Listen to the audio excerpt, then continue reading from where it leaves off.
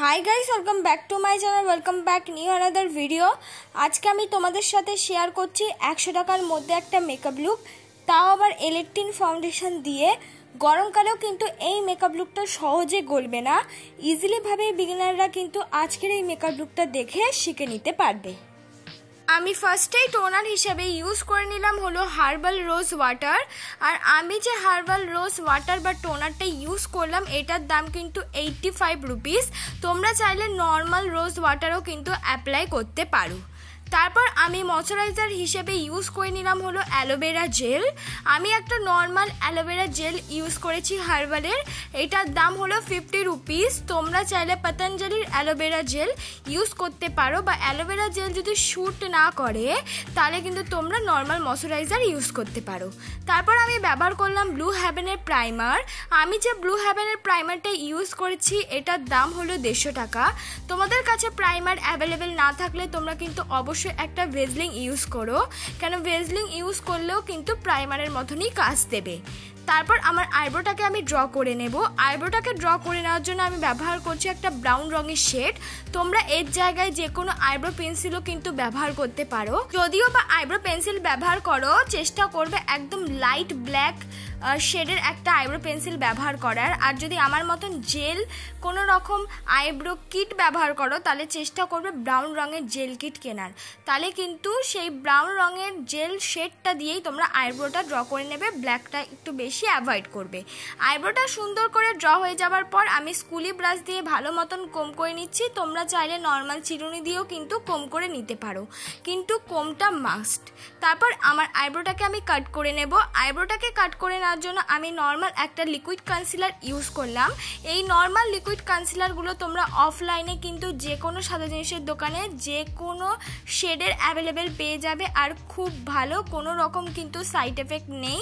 কম বাজেটের হলেও কি হবে, খুব সুন্দর একটা কাজ দেয়। এই কনসিলারটার দামও কিন্তু খুবই কম, মানে 60 রুপিসের আন্ডারে অ্যাভেলেবেল পেয়ে যাবে। অনেকেই কিন্তু এই কনসিলারগুলো ইউজ করে। তোমরা নিঃসন্দেহে বিগিনাররা কিন্তু কম বাজেটের মধ্যে এই নর্মাল লিকুইড কনসিলারগুলো ইউজ করতে পারো।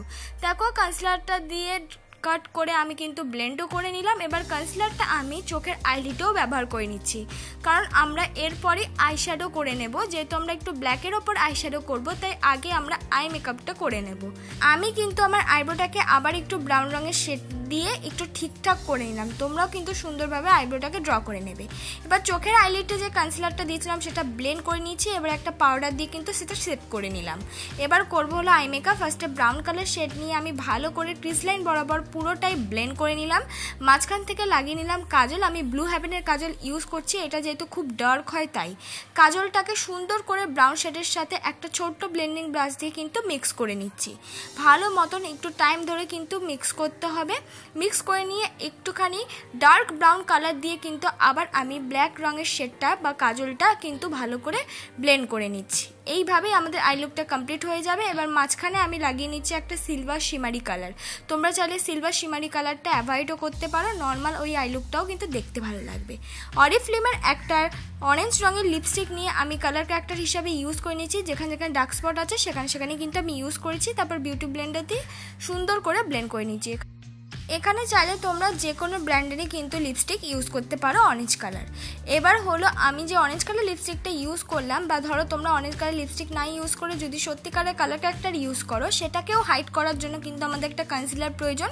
সেখানে তুমি লিপস্টিক ইউজ করো কালার ক্যারেক্টার হিসাবে, বা র কালার ক্যারেক্টার ইউজ করো। কালার ক্যারেক্টারকে ব্লেন্ড করে তারপর সেই কালার ক্যারেক্টারটাকে হাইড করার জন্য কিন্তু অবশ্যই একটা কনসিলারের প্রয়োজন হয়। তাই জন্য আমি নর্মাল সেই লিকুইড কনসিলারটা ইউজ করে নিলাম কালার ক্যারেক্টারটাকে হাইড করার জন্য। আর তারপর আমি সুন্দর করে ব্লেন্ড করে নিচ্ছি। দেখো একদম এক্সট্রা কোথাও কনসিলার আমি ইউজ করিনি। যেখানে যেখানে কালার ক্যারেক্টারটা ইউজ করছি সেখানে কিন্তু আমি কনসিলারটা ইউজ করেছি। তোমরা চাইলে এর থেকে বেশি পরিমাণও ইউজ করতে পারো কনসিলারটা, তোমরা যদি মেকআপটা আরেকটু বেশি কভারেজ চাও তাই জন্য। যেহেতু সামার সিজন তাই আমি অল্প পরিমাণ মেকআপ ইউজ করব, আর এই অল্প পরিমাণ মেকআপটাকে কিন্তু আমি স্মুথ করব। এবার আমি ব্যবহার করছি ইলেকট্রিক ফাউন্ডেশন। ইলেকট্রিক ফাউন্ডেশন তোমরা কিন্তু পেয়ে যাবে 150 টাকার আন্ডারে, একটা কম বাজেটের মধ্যে খুব ভালো ফাউন্ডেশন। আরেকবার টিপসটা বলে রাখি, যে কোনো দামেরই ফাউন্ডেশন তুমি ইউজ করো না কেন, তোমার মুখে যদি ফেশিয়াল হেয়ার থাকে সেটা অবশ্যই কিন্তু রিমুভ করে তারপর মুখে ফাউন্ডেশন ইউজ করবে। করবে, নাহলে ফাউন্ডেশন একদমই কিন্তু ব্লেন্ড হতে চাইবে না। আর যদি তুমি খুব কষ্ট করো বা ব্লেন্ড করো পরে কিন্তু ব্ল্যাক হয়ে যাওয়ার চান্স থাকে। তাই চেষ্টা করবে, সবসময় বিগিনারদের বলবো যে কোনো ফাউন্ডেশনে ইউজ করো না কেন তার আগে ফেশিয়াল হেয়ারটা অবশ্যই কিন্তু রিমুভ করে নেবে। ইলেকট্রিন ফাউন্ডেশনটা কিন্তু নর্মাল সব স্কিনের জন্যই কিন্তু শ্যুট করবে। আমি সুন্দর করে কিন্তু ব্লেন্ড করে নিলাম। আর যাদের একটু ড্রাই স্কিন তারা কিন্তু এর সঙ্গে একটু ময়শ্চারাইজার ইউজ করে ফাউন্ডেশনটা অ্যাপ্লাই করতে পারো। ফাউন্ডেশন মিক্স হয়ে গেছে, এবার আমি করে নিচ্ছি কনসিল। যেখানে যেখানে কনসিল করার প্রয়োজন আমি সেখানেই কনসিলার ইউজ করেছি।